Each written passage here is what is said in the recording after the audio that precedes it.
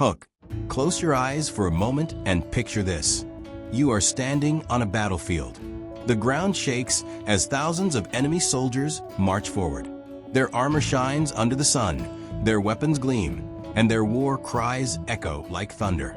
You look around, and your heart sinks.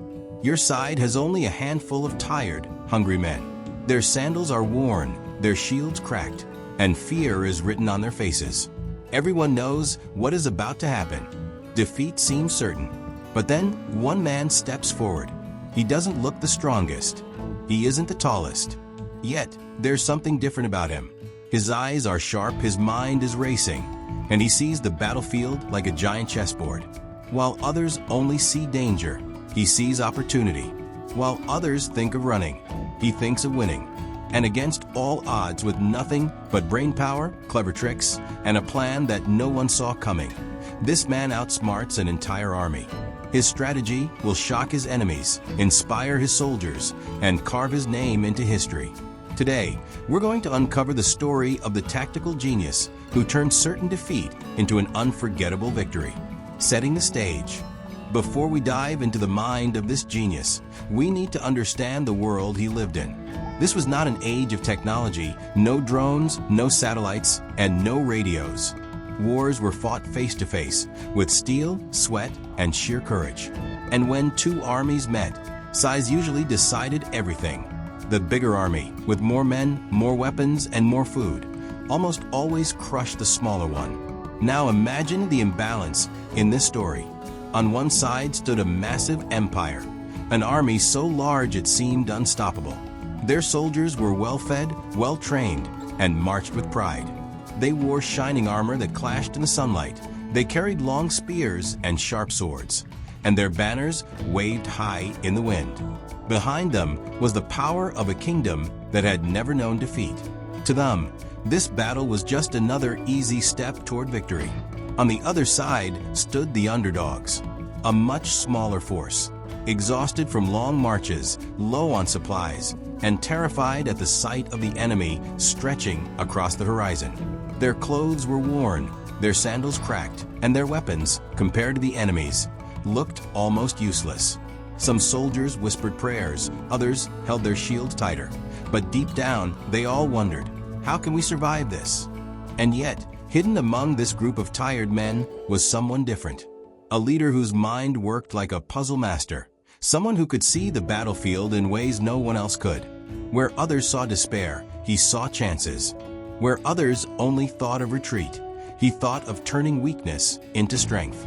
The stage was set. The clash of brains against brute force was about to begin. Who was the genius? But who was this man, the one who dared to stand against an army far larger than his own? To truly understand the brilliance of what he did, we must first step back and learn about him. He wasn't born into great power. He didn't grow up surrounded by wealth or luxury. In fact, his childhood was filled with challenges that forced him to rely on his mind rather than muscle. From a young age, he learned to observe carefully, to think before acting, and to solve problems that others thought had no solution. These small lessons in life would one day shape him into a master of strategy. Unlike many leaders of his time, he didn't just see his soldiers as numbers on a battlefield.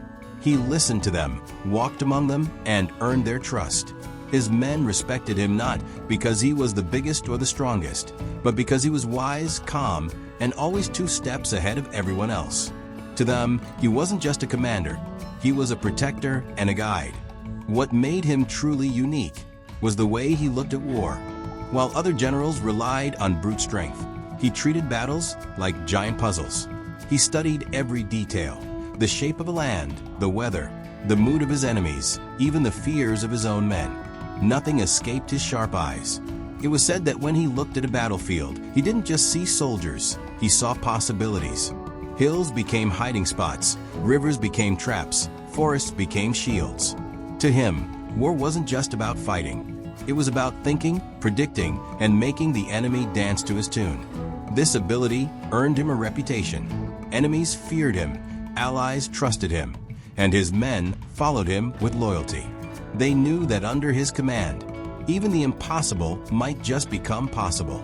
And it was this very genius, this way of seeing the world differently, that would soon be tested in the face of overwhelming danger.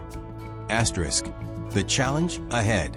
Asterisk. The true test of any leader comes not in times of comfort, but in moments of crisis. And for our genius, the crisis was terrifyingly real. Before him stretched an enemy that seemed unstoppable. Their army wasn't just larger, it was massive. Imagine tens of thousands of trained warriors, their shields locked together like a wall of iron, their cavalry ready to crush anything in its path. Their supply wagons rolled behind them, carrying food, weapons, and reinforcements. They were confident, even arrogant. To them, defeating this small band of soldiers would be no more than swatting a fly. On the other side stood our leader and his men, outnumbered, outmatched, and almost out of hope. Some of his soldiers whispered in fear. Others wondered if they should desert before the battle even began. One look at the enemy's endless lines was enough to make even the bravest man's heart sink. And the challenges didn't stop there. The land itself seemed to betray them. The enemy controlled the high ground. Their position gave them the advantage of striking first and seeing every move from above. Supplies were running low. Hunger gnawed at the smaller army, while the enemy feasted on bread and meat every night. This was the kind of situation where most commanders would surrender or retreat or simply pray for a miracle. But not this man. He stood calm, almost fearless, as if he had already seen the battle's ending written in his mind. While his soldiers trembled, he was thinking. While his enemies laughed at the idea of resistance, he was already designing a plan that would turn their laughter into screams of panic. This was the moment that separated ordinary generals from true geniuses. And soon, the world would witness how a single mind sharp as a blade could flip the balance of power on a battlefield that seemed already lost. Asterisk. The plan. Asterisk. While the enemy army laughed, confident in their size and power, the genius leader stood quietly, studying everything around him. To the untrained eye, it looked like he was simply staring into the distance.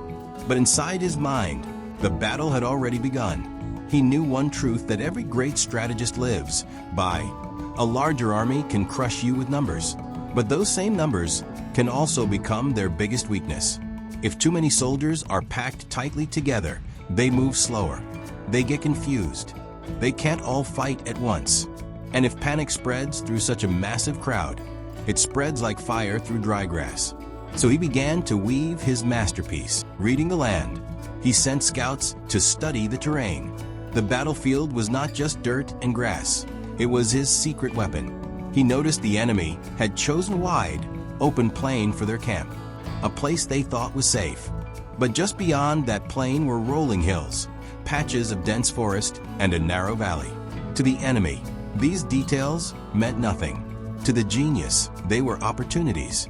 He imagined how the enemy would march in, how their soldiers would spread out, how their heavy cavalry would charge. He pictured their movements before they even made them. And then he designed ways to break those movements apart, turning weakness into strength. His army was small, yes, but small armies can move faster, hide better, and strike like lightning before disappearing. So instead of meeting the enemy in the open, he decided to split his forces into clever positions. Some men would hide in the forests, waiting in silence. Others would take positions behind hills, unseen in the night. A small group would act as bait, pretending to flee, tricking the enemy into chasing them. This was not about brute force. It was about deception, about making the enemy believe they were winning, right up until the moment the trap closed on them. Playing with the enemy's mind. The genius understood something most commanders ignored. Battles are fought not just with swords and spears, but with fear and pride. He knew the enemy believed themselves invincible. They thought they were facing cowards, too weak to fight head-on. And so he planned to use that arrogance against them. His bait group, the men who would pretend to retreat, would act terrified, running as if they had lost their courage. The enemy, hungry for glory, would rush after them, breaking formation, stretching their lines too thin. And when they chased too far, when they thought victory was certain, That's when the hidden soldiers would rise from the forests and hills, attacking from the sides and rear. The enemy would be trapped. Their massive army, once their strength, would turn into chaos. Soldiers in the back wouldn't know what was happening at the front. Orders would be shouted, but drowned out by screams. A flood of confusion would sweep through their ranks, and soon, even the bravest among them would panic. Preparing the soldiers. But a plan is only as strong as the people who carry it out. The genius walked among his men that night, speaking to them not as a distant general, but as one of their own. He told them, "I know you are afraid. I see the fear in your eyes. But tomorrow we will not fight them with strength. We will fight them with our minds, and our minds are sharper than their swords." At first, some men doubted him. "How can a handful of us defeat so many?" they asked. But his voice was steady, his confidence unshaken. He explained every detail of the plan, how each soldier had a role, how no one would be left behind, how their small size was not their curse, but their blessing. Slowly, fear gave way to determination. His soldiers began to believe. The calm before the storm. That night, as the larger army celebrated with feasts and laughter, the genius's camp was silent. Soldiers whispered prayers, sharpened their blades, and tightened the straps on their shields. Above them, the stars shone brightly, as if watching history about to be written. The genius stood on a hill, gazing at the enemy's countless campfires glowing in the distance. Each fire represented a soldier who believed tomorrow's victory was already theirs. But he knew differently. He could already see the cracks in their overconfidence. He could already imagine the moment when those fires of arrogance would turn into sparks of fear. And then he smiled, not because he underestimated his enemy, but because he trusted his plan. Tomorrow, the world would witness how intelligence could outshine power. Tomorrow, the small would stand against the mighty, and through cunning alone, they would triumph. Asterisk. The battle unfolds. Asterisk. Dawn broke over the battlefield. A thin mist curled above the grass, and the air was heavy with silence. Then came the sound, a steady drumbeat of thousands of enemy boots marching forward. The ground shook like an earthquake. From the horizon, the enemy army appeared like an endless wave of steel and banners, stretching as far as the eye could see. The genius's men stood nervously, clutching their weapons.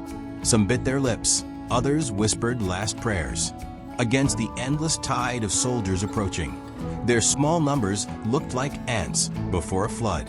But at the front of their line, their leader stood tall, his eyes calm, his face steady. He gave a simple nod. The plan was in motion. The bait is cast. The first move came quickly. A small group of the genius's soldiers stepped forward, then suddenly turned and ran, shouting in fake panic. The enemy roared with laughter. "Cowards," they cried, as their front lines surged ahead to chase the fleeing men. Dust rose as thousands ran after the bait, convinced victory was already theirs. What they didn't know was that this was exactly what the genius wanted. The trap begins. The enemy stretched their lines thin, charging harder and faster, eager to crush the cowards. But in their arrogance, they stopped listening to orders. Generals at the back shouted commands, but their voices were swallowed by the chaos. Soon, the massive army was no longer a wall of discipline. It was a scattered wave, chasing shadows. That's when the second part of the plan snapped shut. From the forests on the left, hidden soldiers stormed out, shields raised, weapons glinting. On the right, another wave emerged from behind the hills. The enemy, so focused on chasing the retreating bait, didn't see the ambush until it was too late. Screams rang out as their flanks were struck hard, slicing into their sides like knives through cloth. Chaos explodes. The battlefield became a storm of confusion. Enemy soldiers in the middle tried to push forward, but were blocked by their own men running back in panic. Cavalry tried to turn and help, but the narrow valley made it impossible for them to maneuver. Dust and shouts filled the air. The once proud army that had marched in perfect formation was now broken into scattered, desperate groups. In the center, the genius gave the signal. His main force, which had been holding back until now, surged forward with fierce cries. They slammed into the enemy's front, who were already disorganized and exhausted from chasing. The enemy soldiers, caught between attacks from the front, sides, and rear, realized with horror that they were surrounded. The enemy breaks. At first, their commanders screamed for them to hold the line. But fear is more powerful than orders. A single soldier dropped his shield and fled. Then another. Then dozens. Within moments, panic spread like wildfire. Men shoved each other, stumbled, and trampled their own comrades as they tried to escape. The once invincible army collapsed into chaos. On the other side, the genius's soldiers, though fewer, fought with renewed courage. The plan had worked. They were no longer the hunted, they were the hunters. Every shout, every strike, every push added to the enemy's fear. The battlefield echoed with the sound of steel clashing, men screaming, and victory being born. The silent observer. And through it all, the genius stood calmly on a hilltop, watching the trap unfold exactly as he had imagined. Every move of the enemy had been predicted. Every mistake had been forced. To him, this was not just a battle, it was a game of the mind. And he had already won it before the first sword was drawn. Asterisk. The bloodline of kings. Were rulers chosen by the Anunnaki? Throughout Mesopotamian history, kings often claimed divine authority, not just as representatives of the gods, but as chosen bloodlines that carried a sacred connection. In the Sumerian king list, an ancient text carved on stone, we read that kingship descended from heaven. This phrase is more than symbolic. To ancient peoples, it suggested that rulership itself was not a human invention, but a divine mandate, directly granted by celestial beings. Zacharias Sitchin and other theorists argue that this may point to a literal intervention, that the Anunnaki deliberately installed rulers who carried fragments of their bloodline. According to these interpretations, the Anunnaki did not just create humanity, they also shaped its leadership, ensuring that dynasties loyal to them would dominate Mesopotamia. Even in later Babylonian and Assyrian periods, kings like Hammurabi and Ashurbanipal claimed to have been personally chosen by the gods. Some inscriptions describe the gods giving them a rod and a ring, symbols of kingship. Could this be evidence of rituals where rulers were given tools, or even genetic markers, connecting them to the divine? Archaeologists have uncovered royal tombs in the city of Ur filled with treasures, advanced metalwork, and even sacrificial attendants buried alongside kings and queens. To Orthodox historians, this reflects the power of early monarchy. But to alternative researchers, it suggests that these rulers were more than just men. They were semi-divine beings with privileges and connections granted by their sky masters. Another intriguing clue lies in the obsession with pure bloodlines. Many Mesopotamian texts speak of kings being descended from the seed of the gods. If the Anunnaki created humanity as a labor force, perhaps they also created special hybrid lineages to serve as intermediaries, part human, part divine. This idea echoes across world mythologies. The Egyptian pharaohs called themselves sons of Ra, and in Greek myths, heroes like Hercules were born from unions between gods and mortals. So, were Mesopotamian rulers merely human leaders claiming religious legitimacy? Or were they the descendants of actual extraterrestrial beings who once walked among us? This mystery grows deeper when we connect it to the myths of the Nephilim in the Hebrew Bible, described as giants, the mighty men of old. Some believe these were the offspring of sons of God and human women, an almost identical narrative to the idea of Anunnaki human hybrids. If true, then Mesopotamian kingship may not have been a political system alone.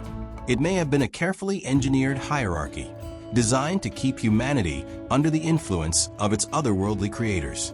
The question remains, was the idea of divine right just mythology, or a hidden truth that kings and priests knew all along? The lost technology of the Anunnaki. One of the most puzzling aspects of Mesopotamian civilization is how advanced it was for such an early period in human history. Thousands of years ago, the Sumerians already had complex mathematics, a lunar calendar, knowledge of planetary movements, and architectural precision that still stuns archaeologists today. But where did this sudden burst of knowledge come from? Ancient texts suggest that the gods, the Anunnaki, taught humanity the arts of civilization. In the myth of Enki and the Order of the World, the god Enki is described as granting humans the secrets of agriculture, irrigation, building, writing, and even medicine. This raises a fascinating possibility. What if these were not merely symbolic gifts of wisdom, but actual transmissions of advanced technology from beings far ahead of their time? Archaeologists have discovered Sumerian star charts that depict planets invisible to the naked eye, including Uranus and Neptune, only confirmed by modern telescopes thousands of years later. How could a Bronze Age people know this? To some, this knowledge hints at extraterrestrial contact, or at least access to information far beyond human observation at the time. There are also strange artifacts like the so-called Baghdad Battery, which appears to be an ancient clay jar with copper and iron components, possibly capable of generating electricity. Could this have been a remnant of forgotten Anunnaki technology? Then there are the cylinder seals, tiny carved stones that show detailed images of planets arranged around the sun, resembling our solar system. Some even show what looks like a 12th celestial body, often linked to the mysterious Nibiru, the supposed homeworld of the Anunnaki. Construction techniques also raise questions. The massive stones used in Mesopotamian ziggurats and other structures were cut and placed with precision that seems unusual for the tools of the era. While mainstream archaeology explains this with ingenuity and manpower, alternative theories suggest that the Anunnaki may have provided machinery, or at least the knowledge of mechanics, to make these feats possible. Even the story of the flood contains technological undertones. When Enki instructs Atrahasis to build a great ark, the descriptions sound more like engineering blueprints than poetic allegory. Could this be an encoded memory of technology shared with humans in a time of crisis? If we follow this thread, the Anunnaki were not just gods of myth. They were teachers, engineers, and scientists, passing down fragments of knowledge that helped shape the foundation of human civilization. The tragedy is that most of this knowledge was lost, surviving only in fragments, myths, and mysterious objects that leave us wondering what our ancestors truly saw and who really guided them. The mystery remains. Was Sumerian genius purely human achievement, or the legacy of a forgotten contact with beings from the stars? The global echo of the Anunnaki. The Anunnaki story begins in Mesopotamia, but many researchers believe their influence may have reached far beyond the Fertile Crescent. Across the ancient world, we find striking similarities in myths, gods, and knowledge, almost as if the same teachers visited different lands under different names. Take ancient Egypt. The gods there, like Osiris, Isis, and Ra, were said to have descended from the heavens, bringing laws, agriculture, and architecture. Their pyramids mirror the ziggurats of Mesopotamia, towering steps reaching toward the sky, meant to connect humans with the divine. Could the Egyptian gods have been another memory of the same beings the Sumerians called the Anunnaki? Then there are the Maya and Aztec civilizations of the Americas. Their myths speak of Quetzalcoatl, the feathered serpent god, who came down from the heavens to teach astronomy, mathematics, and farming. The Mayans had calendars so accurate they could predict eclipses centuries in advance. How could two civilizations, separated by oceans, share the same theme of sky gods bringing knowledge? Even in India's ancient Vedic texts, we read about powerful beings who rode in flying machines called Vimanas. They waged wars in the skies with weapons that sound eerily like missiles and bombs. Again, the same idea appears. Advanced beings from the heavens, shaping human destiny. Stone monuments across the world also seem to whisper the same story. From Stonehenge in England to the massive stones of Baalbek in Lebanon, humans left behind structures that challenge our understanding of ancient technology. The question remains, were these projects purely human, or were they inspired by the Anunnaki, who gave fragments of their knowledge before disappearing? Some theorists argue that this global pattern is no coincidence. It suggests that the Anunnaki, or beings like them, traveled far and wide, planting seeds of civilization in many different cultures. Each region gave them new names, wrapped them in new myths, But the core story remained the same: teachers from the stars, guiding humanity's first steps. But if this is true, where did they go? Did they abandon us? Did they promise to return? Or are they still watching? Hidden in the shadows of history? The Anunnaki mystery leaves us with more questions than answers. Perhaps the true story of humanity is far older, far stranger, and far more connected to the stars than we ever imagined. The endless mystery of the Anunnaki. So what do we make of it all? The Anunnaki appear in the oldest stories of humanity as gods, rulers, and teachers. They shaped the myths of Mesopotamia, inspired legends in Egypt, India, and the Americas, and left behind mysteries that still puzzle us today. Were they simply the imagination of ancient people, clever ways to explain the unknown? Or were they real beings, visitors who walked the earth long before history books were written? We may never know for sure. The ruins, the tablets, the artifacts, they are fragments of a puzzle too large for us to fully see. And yet, one thing is clear. The story of the Anunnaki changed the way humans saw themselves. It gave us questions about our origins, our purpose, and our connection to the stars. Maybe the truth is buried deep in forgotten ruins. Maybe it waits in a future discovery that will rewrite history. Or maybe the Anunnaki are simply waiting for the right time to return. Until then, their legacy remains alive in our myths, our monuments, and in the endless human search for answers.